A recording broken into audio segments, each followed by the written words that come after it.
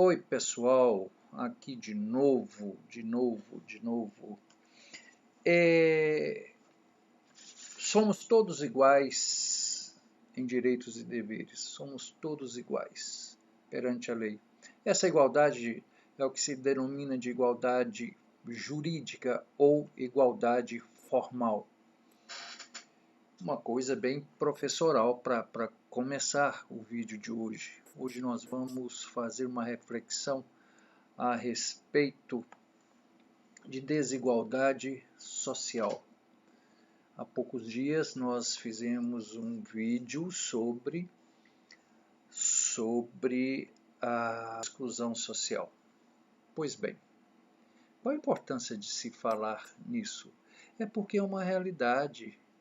Nós estamos saindo de uma igualdade formal, como eu comecei dizendo, para uma situação real. Assim como real é o meu pedido, se você ainda não se inscreveu no nosso canal, no canal do JB, que se inscreva, que nos dê apoio, que dissemine essa informação a respeito do canal, que sugira novos temas, deixe o seu like, o seu joinha se você achou interessante, isso para nos prestigiar é muito bom, vai acariciar o meu ego. E sobretudo, pessoal, acione o sininho que é para você receber as notificações de novos vídeos. Por favor, isso é muito importante. E vamos em frente, que é para frente que se vai, pessoal. Bacana. É isso que nós vamos conversar. O que é essa desigualdade social? Vamos começar por aí. Há um conceito que eu acho bem interessante, que diz o seguinte, que a desigualdade social representa a diferença no padrão de vida e nas condições de acesso a direitos, bens, serviços entre integrantes de uma sociedade. Isso, por si só, explica essa desigualdade. Então, pessoal, existe aquela coisa assim que nós somos absolutamente desiguais. Aí fica um monte de coisa assim, mas por que existe isso? Falta de oportunidade? As pessoas não se preparam para as oportunidades que surgem, sobretudo em termos de mercado? Ou é uma coisa cultural? Não é tão simples de se explicar essas coisas. Existem teorias sociológicas interessantíssimas, mas e na prática?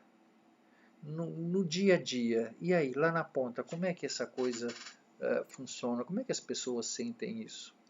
E somente aquelas pessoas em situação de rua, por exemplo, que são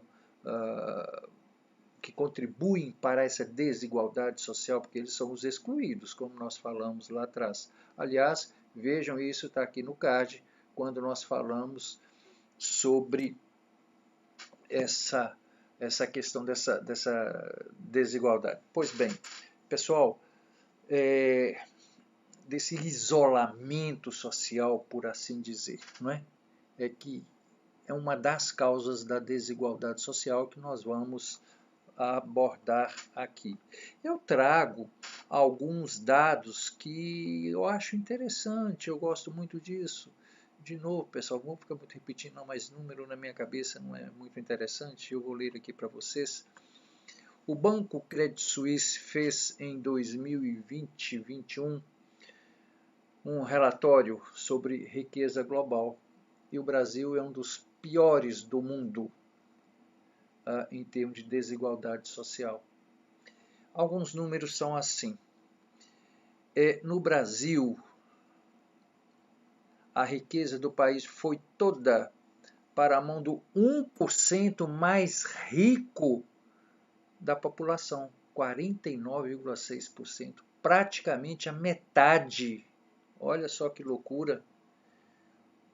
A riqueza foi para as mãos do 1% mais rico da população. Em 2019 era 46,9%, aumentou essa desigualdade.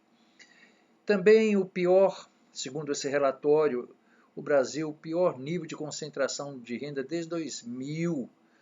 De acordo com esse relatório, naquele ano, o 1% mais rico era dono de 44,2% das riquezas e em 2010 esse número havia caído para 40,5%. E no ano passado, praticamente 50%.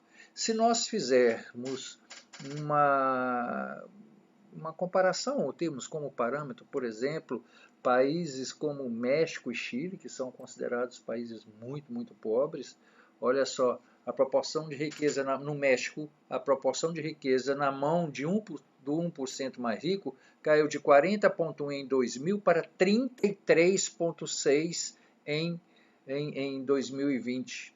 E no Chile, a queda foi de 42,8 para 31%. Onde que nós estamos errando? Qual que é a nossa dificuldade? Por que países como México e Chile têm essa queda vertiginosa? Interessante. Precisamos estudar essas coisas. Não sou eu, não sou você, não é você. Mas a gente pensar a respeito dessas situações, o que está errado? De que forma que a gente pode contribuir? Que nem eu estou fazendo, eu estou conversando com você. Né? Até que essas coisas, esses papos, essas conversas nossas cheguem em quem pode tomar decisões, são os políticos, enfim, são os administradores da coisa pública. Sim, não é pensar... a gente precisa pensar grande, pessoal, pensar pequeno, só no nosso umbigo, não. O que a gente pode efetivamente fazer? O fenômeno da desigualdade social é marcado principalmente pela desigualdade econômica, obviamente, mas não é só isso, gerado pela concentração de renda. Vamos ver um pouquinho mais à frente aqui. Algumas causas da desigualdade social aqui, eu acho que já fica assim mais palpável, mais mensurável, melhor dizendo. Má distribuição de renda. Isso é verdade. Agora, de novo, quais são as causas da má distribuição de renda?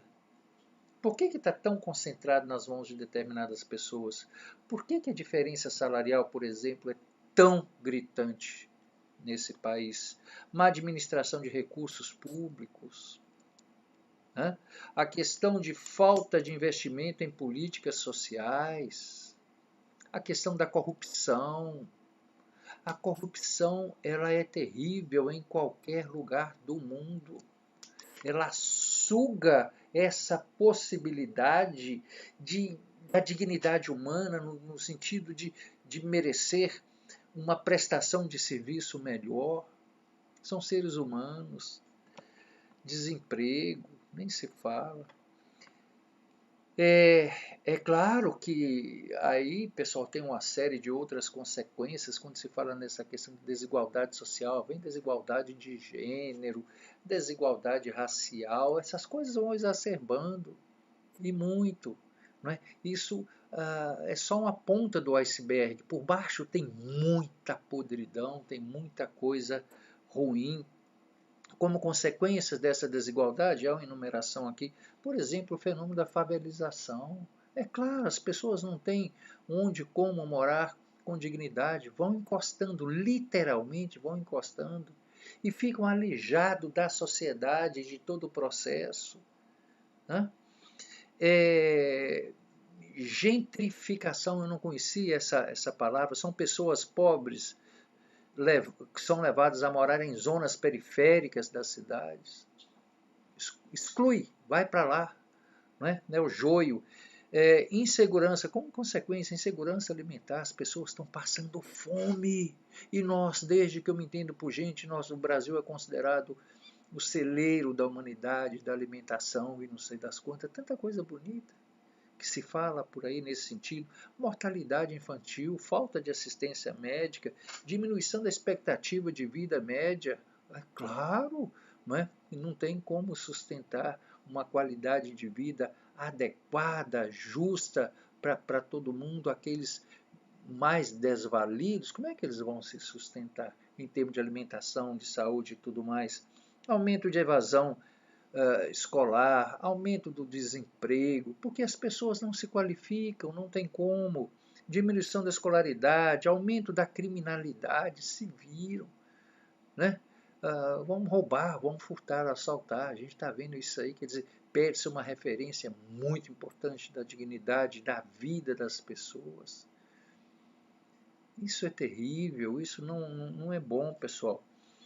aumenta as diferenças entre as classes sociais, o rico cada vez mais rico, o pobre cada vez mais pobre, atraso no desenvolvimento da economia no país, dificuldade de acesso a serviços básicos como saúde, transporte público, saneamento básico, diminuição do acesso a atividades culturais e de lazer, um direito nosso, um direito absoluto, absolutamente tranquilo para se entender, saneamento básico, diminuição da atividade cultural, já falei.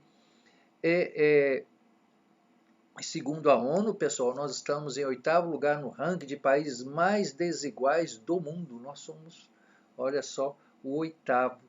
As causas da desigualdade social no Brasil tem uma questão histórica, um passado escravagista,